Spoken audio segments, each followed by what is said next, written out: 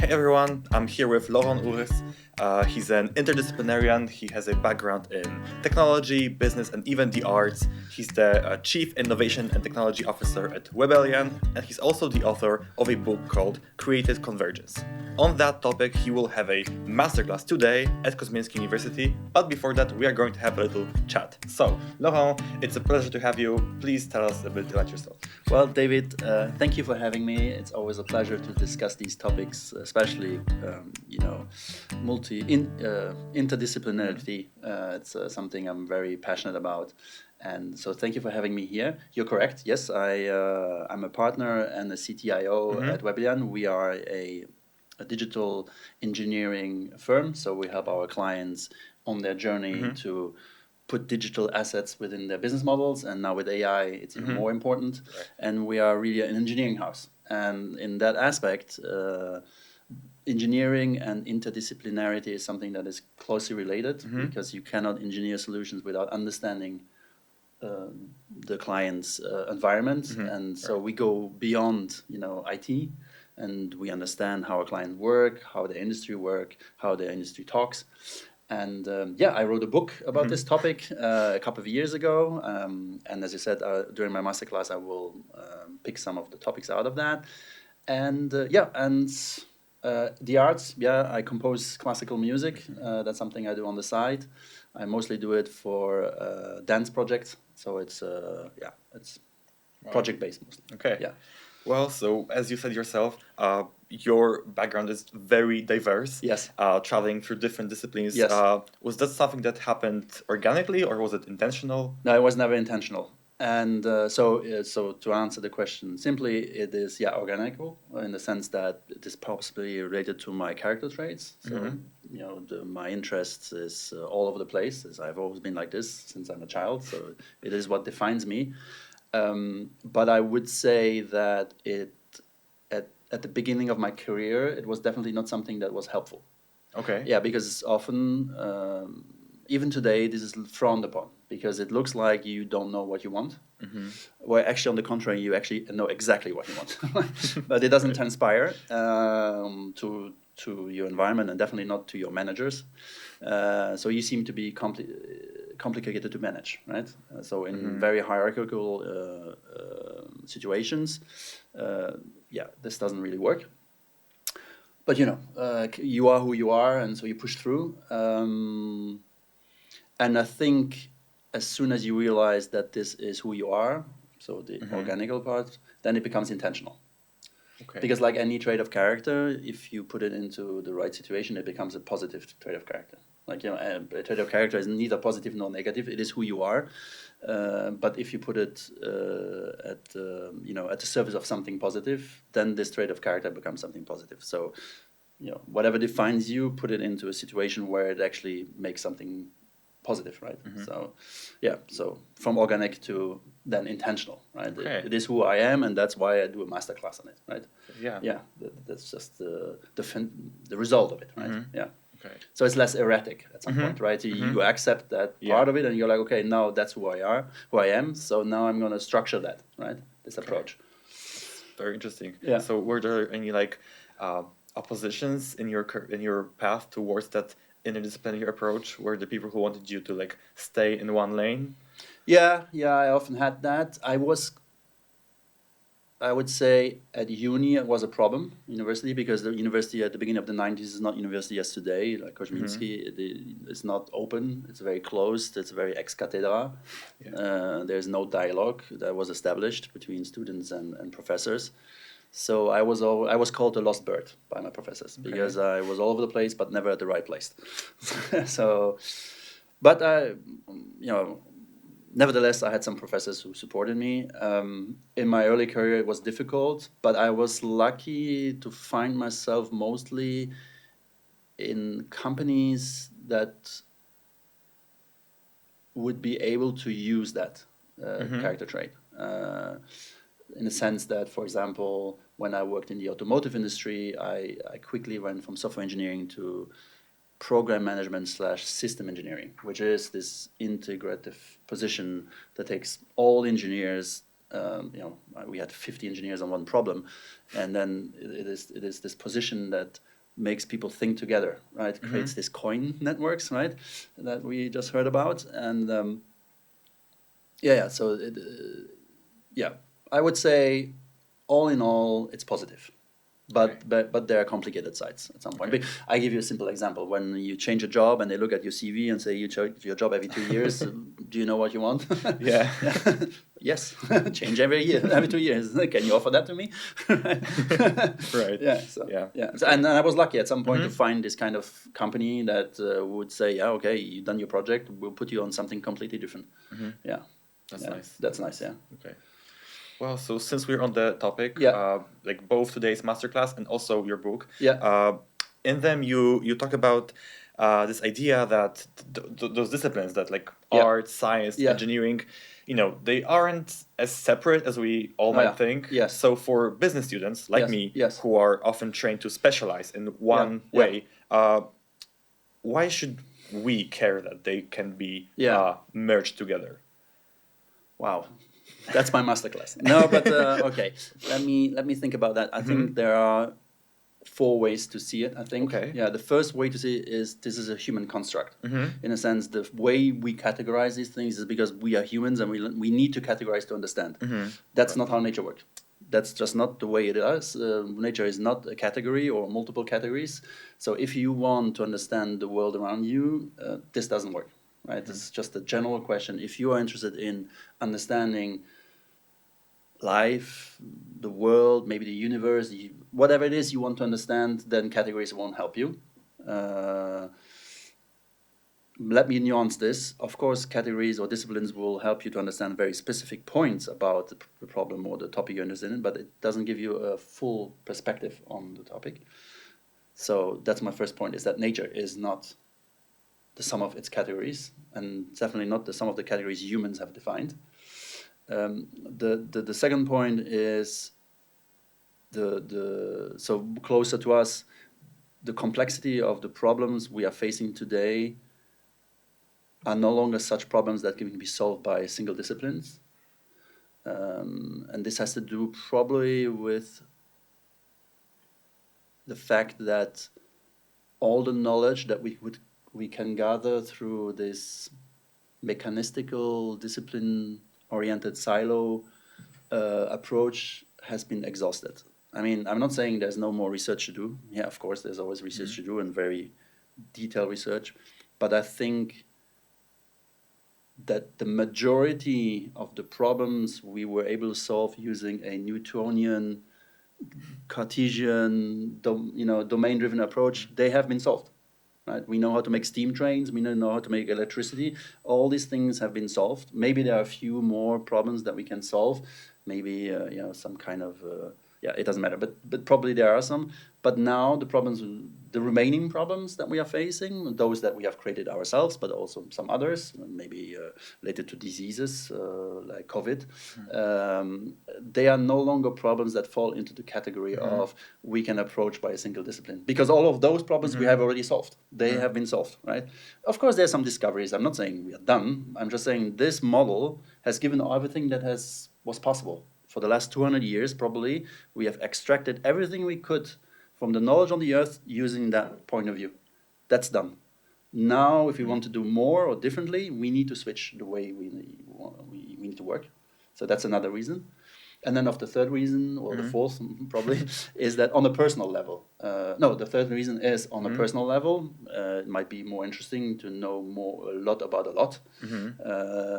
And that leads me to the fourth point, is because AI will replace you anyway if you are not knowing a lot about a lot. Okay. Because AI will be hyper-specialized and will be able to do some grunt work, but humans will definitely always be there, crystal ball, but will be there to be the glue part of it. The interdisciplinarian will be the human, although you will see my masterclass, maybe that's not true anymore. Okay. Yeah, but still, I think there are multiple directions to go, multiple reasons why this is important. And I think for me, it's really the second one, that we have exhausted the knowledge we can gather through this discipline by discipline approach, we are done. I'm not saying, okay, fundamental physics, of course, we're still looking for the graviton, and we are still, okay, of course. But on a human, at the meso level, the human level, that's it. We need to switch. Now we need to change the way we look at problems, right? Okay. Yeah. Interesting. Yeah. Okay, so from your work as this person in multiple disciplines, can you give us a concrete example where something happened in I was thinking about that. Ideas? Yeah, I was thinking about that, and I give you two reasons why not. First, I will give you a reason is because as a system engineer, this is the bread and butter. I don't remember. It's automatic. It becomes who you are. The more you know, this is just the things. You see them connected. You have a conversation with somebody. Oh, I remember. Reminds me of a book. And did you think about that? That's a classical. And the other thing is, I'm not an inventor, so I'm not looking for this. I'm not looking at the bird and think about how do I make a plane, like things like that. No, I'm not an inventor. I am the system integrator, meaning that I understand a lot about a lot, and I know how to make people work together so that they understand each other. So there's a role of translation as well, right? So maybe the person in this discipline talks a specific way, and the other in this discipline speaks another language, but together they need to solve a problem. So this system thinker needs to be able to not force the translation, but to engage in the translation of what you say here means this here, right? It's really about. That's one of the fundamental parts of a system thinker or a system engineer, right? It's translation. It's a little bit more complicated, but it's definitely a strong component. So to your question, no, and the reason is because either I do it, or it's a malformed question. It's not the question. That would be a question for an inventor or an artist, right? You would go an artist, and I will show you some artists in the masterclass that do things like that are inspired by one thing and do another thing. Maybe they're inspired by nature and then they do art, right? So that makes sense, but that's only for artists and inventors. If for interdisciplinarian, that doesn't matter. What matters is creating the environment that allows you coin networks. I really like what I saw today by Peter, and Okay. Yeah. Well, thank you. Thank you for the honest answer. That was not what I expected, but that makes sense. That once you kind of get into this idea of everything being connected, you kind of just it becomes what you do every day. Exactly. Right? Yeah. And then you use that, and then you become that system thinker or that system engineer, right? Right. Yeah. Okay. It's almost sine qua non. It's a pre-requirement, right? Because of multiple interests, right? And then it will come with time, with experience, with more reading, more interaction with people who know, etc. Okay. Curiosity. Yeah. Right. Yeah. Okay. So speaking of your upcoming masterclass, you gave another talk at 42 Warsaw. Yeah, right? École 42. Yes. Yeah. And you were talking something about the code, about coding, right? Yeah. And how the actual physical structure of the code isn't that necessary. It's more about understanding how the code works, why we are building what we are building. Yeah. So again, for us students who want to build something of our own, how can we apply this? Yeah, I think I was trying to say two different things. One thing I want to say is that code doesn't matter because anyway, AI. Right. There's that. I will say what I tried to explain there was that probably in simple and complicated system this will happen. Probably in complex system, which are systems that are highly interdependent and have other constraints, more probably not. So I will give you an example. A simple website, you spin it up with if you start to code, I think you haven't understood what just happened. Complicated is maybe an enterprise solution, that does maybe some pricing calculation. And it's just complicated because the formulas are complicated, but it's not complex. There's not a lot of interdependency, just a complicated model. And here, I think we're already there. If you look at ChatGPT and all this codex, my God, forget it. It's just... However, there's a bit of a French, we say bémol, there's a bit of a restriction. If you look at what AWS just said, they said that no code generated by junior and AI can go to production if a senior has not looked at it. So it's still not production ready, as we would say. Yeah. But complex, so guidance systems of rockets or planes or a medical system, I'm not sure that we are there yet, and I'm not sure if we will get there in the next 10 years. I'm not saying never, because, but this is, simple, complicated is one space, complex is a whole other universe, right? And there's no translation. So from simple to complicated, it's just adding more simple together and then it becomes complicated. Okay, fine. But it's still quite linear.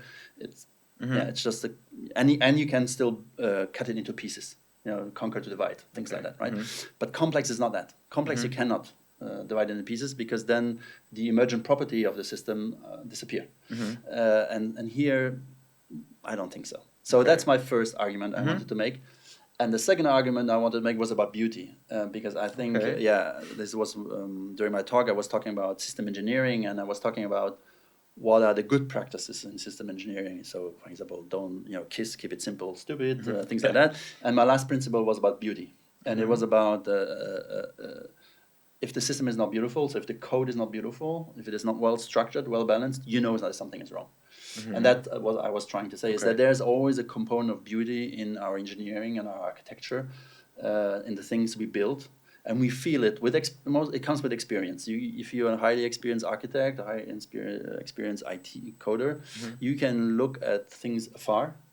So you could look at code without reading the code, but just seeing the structure and how things are aligned and how they are grouped. You can say there's something wrong here because it doesn't reflect symmetry or other beauty standards, right? And I can tell you this is true. It's hard to quantify, but I'm sure there must be some research on this. And a famous architect said something along those lines where he said, I don't think about beauty when I design a building, but afterwards when I look at it and it's not beautiful, I know something is wrong. And I totally believe that. Yeah, there's something here that happens at the paroxysm, at the highest point of your art, of your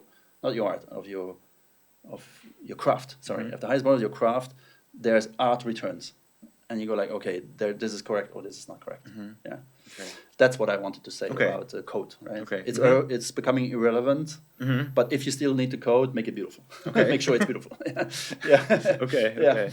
So this idea of kind of like looking for the beauty in what you do, something that you refer to like comes from the experts, right? Experienced architects, experienced engineers. So how can people who are just starting, who are just beginning, how can they also maybe look for that? So I give you an example. From me, when I started IT in the 90s, I would look at code of other people, right? It was, you would look at operating system like Linux, and you look at open, and you look at the code, you look at the actual code of other professionals, and you look at it and say, okay, I see how it's structured. I see it's different. Same with architects. It's all about the master and the apprentice, right? And so you look at your masters and you look how they do things, not just how they talk about things, but their end results. You look at the code. You're interested in neural networks. Look what LeCun has done, or Lequin, how you want to pronounce it, and how he programmed his model. And you go like, okay, I see the architecture. I see the symmetry. I see, right? So you need to. Curiosity is not the right word here. You need to infuse yourself from what the masters have done. It's the same with painting, right? If you want to become a a good painter, you usually go to a master, and they will infuse in you whatever is beauty for them, right? It's the same. It's very similar. Yeah. So you read code or it's difficult to explain, but it's really measuring to their results, right? So it's just look at what they've done and try to, and also see how different it is between different masters, right? How they approach things, right? But in this current era that we are in, that AI is kind of being more and more present in our own research, how we learn. How can we make sure that we still kind of even find the masters in the whole sea of AI generated resources? Well, there are a lot of resources, and I'm I would say look at my the talk I will give, because I will talk about Yeah. that. I will give examples, and if you're interested, and you're going to promote a website, it's an independent website. It's called edge.org. Okay. And you will find hundreds of talks by Nobel Prize in physics, Nobel Prize in chemistry, Brian Eno as a musician, and they will talk about their craft, right? Is it science? Is it music? Is it psychology? And listen to not only what they're saying, but how they are saying it. And that is really fundamental, because they use specific ways of sharing their knowledge that defines, shapes the content of what they say. Right? So it's not just the words; it's the way they emphasize, the way they structure their sentences. It all makes sense, and it's about, they call it intrinsic learning. It's like it's not. You can't explicitly learn it. You have to listen to it and do it yourself. Your podcast here, it's your first. That's exactly that. Yeah, exactly that. Do it. Yeah, yeah, exactly. And then you would listen to other podcasters and go, okay, the questions here are asked, maybe I should have asked them differently, right? Things like that, right? Yeah, yeah. Okay. Yeah, always look up the masters. It's really about that. Yeah, and where do you find them? Well, there are still humans out there, so find them. Find them. Thankfully, they're still there. Yeah. And by the way, this is great, because doing that will also make you a good judge of what AI produces, right? Because now suddenly you can be a judge of, no, that makes no sense, or that's not well structured. That's not how a psychologist would explain their theory, right? Yeah. And if you really want to go deeper, and I'm going to stop here, is to read papers, read scientific papers. Okay. Yeah. You don't need to understand everything that is said, but you will understand the structure and the argumentation, right? Okay. Yeah, absolutely. Yeah. Thank you. So you talk about the masters, and you have all these examples of people who had great ideas, but actually also managed to execute them. Yes. So what lessons can we learn from people like that? Like execution? I think motivation or things like that? I think a lot of us have the ideas, but we cannot really imagine bringing them to life, especially at this early stage of our studies and our life. So what do people do to actually get the ideas to life? I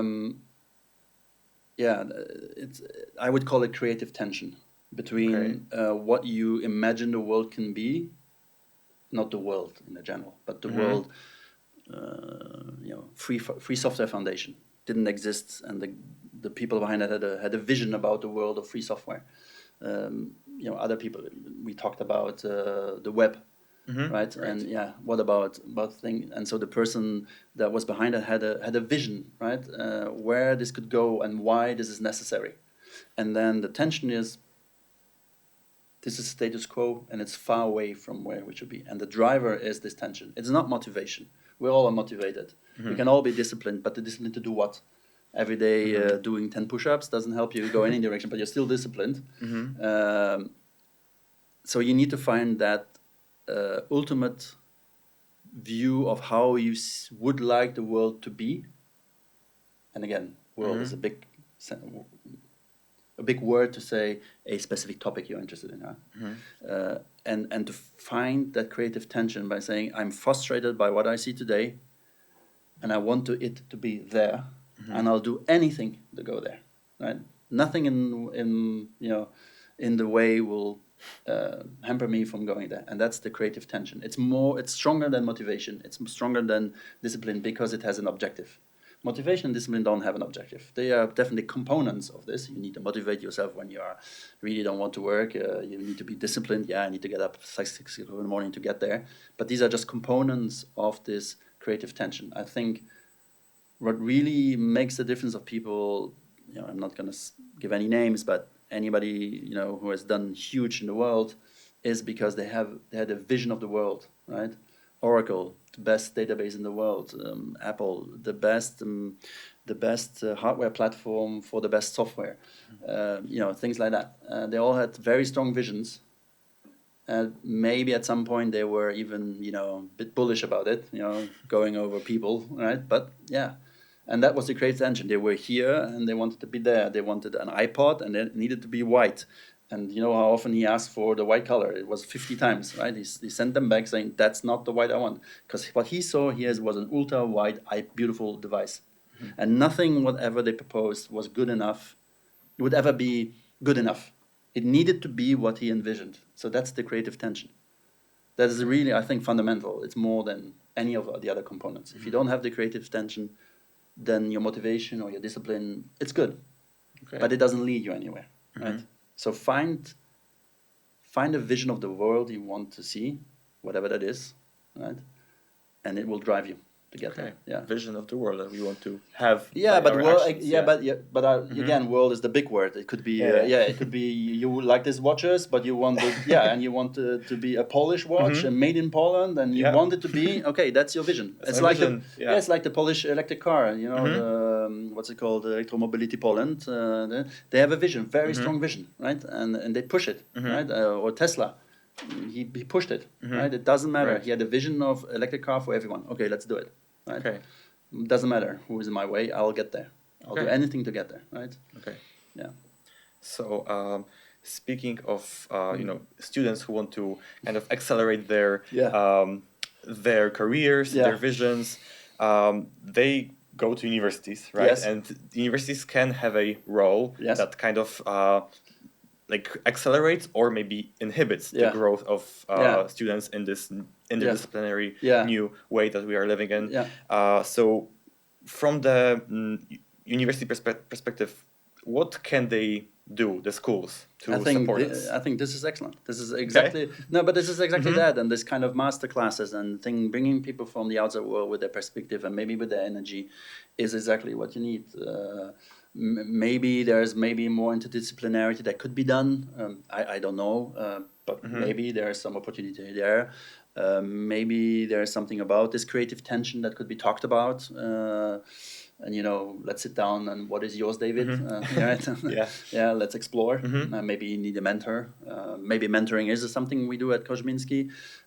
So I think a modern university needs to connect with that, with the personal aspirations, but the personal aspiration can only be awakened if you bring in people from the outside that can inspire people to find that creative tension. I see what they want to do. Yeah, I want to do that. Or I don't like that. I want something else, right? I want to do it differently, right? Yeah. So you need to be in this environment that it's like Silicon Valley a little bit, right? This is the idea that you're surrounded, the environment that you're surrounded by ideas that create more ideas. It's really that. Like if we want to boil it down, you want to have an environment that's teaching, of course, but there's also an incubator of ideas, right? And not just your personal idea, because you don't want to be, falling in love with your pet project. You won't need to be throwing your idea against reality and saying, is that at least possible? If I want to live 200 years, probably that's not going to work biologically, even if that's your creative tension. But you know what I mean. So, but incubator of ideas is definitely something that would help. And I think these things exist here at Koźmiński. So there are things like that. So So like you said at the beginning that in the past there was this like ex cathedra feeling of the university. It was very one discipline. Here's the knowledge, and it's immutable. Thank you very much. Thank you. But no, there's no but, right? And your but is totally irrelevant, right? And that's wrong. That's wrong. And I'm happy to see the transformation actually. And for you, people like you, and people, my children who are a bit younger than you, I see very positively, right? This opportunistic place where people can explore their ideas and try. That's and I think Poland is definitely in Europe a very strong incubator of ideas. I've been lucky to work with startups and incubators, and there's a strong community here to support ideas. Absolutely. Okay. So last question for you I have. If you could considering everything that we've spoken about today, give a piece of advice directly to students. What can they do starting right now? Not in the far future, not with the help of the university, something they can do today to help. Be curious. Be curious. Be curious. Okay. Just step out of your comfort zone, step out of your discipline, and just be curious. Be lateral thinking, and the way to start to be curious is listening to the masters of your industry, because those often are interdisciplinarians, and they will talk about and they will reference other things. Okay. And you go, okay, so who is he talking about? What kind of research is that? Okay, let me go there, right? So be curious, try to explore. Don't be too random though. Also, try to have things connected, because if it's random, it doesn't really help you to construct a new grid of reading the world. You're just like a lost bird, yeah, right? a little bit lost. Yeah. So it's interesting. You will see that in my masterclass. Okay. So be curious. Adjacent field. Typically you do that. You do adjacent fields and you start to create a bubble. Okay. In more extreme cases, you can jump to left field, far away, and do something totally different. Yeah, maybe be a musician, maybe compose, maybe